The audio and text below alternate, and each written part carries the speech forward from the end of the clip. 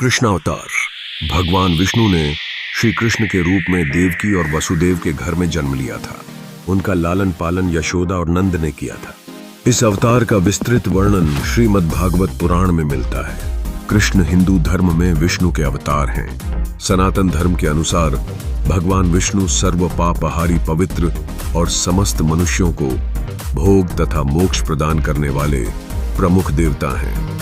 जब जब इस पृथ्वी पर असुर एवं राक्षसों के पापों का आतंक व्याप्त होता है, तब तब भगवान विष्णु किसी न किसी रूप में अवतरित होकर पृथ्वी के भार को कम करते हैं। वैसे तो भगवान विष्णु ने अभी तक 23 अवतारों को धारण किया। इन अवतारों में उनका सबसे महत्वपूर्ण अवतार श्री कृष्ण का ही था। यह अवतार उन्होंने वैवस्वत मनवंतर के 28वें द्वापर में श्री कृष्ण के रूप में देवकी के गर्भ से मथुरा के कारागार में लिया था।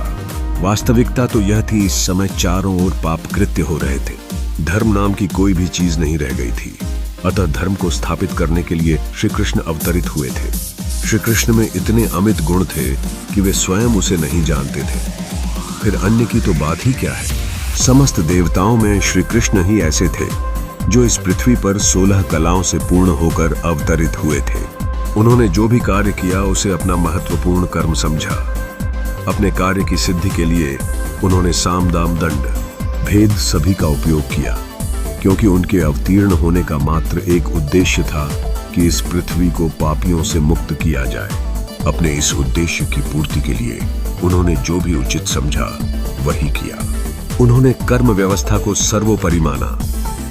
कुरुक्षेत्र की रणभूमि में अर्जुन को कर्म ज्ञान देते हुए उन्होंने गीता की रचना की, जो कलिकाल में धर्म में सबसे महत्वपूर्ण ग्रंथ माना जाता है।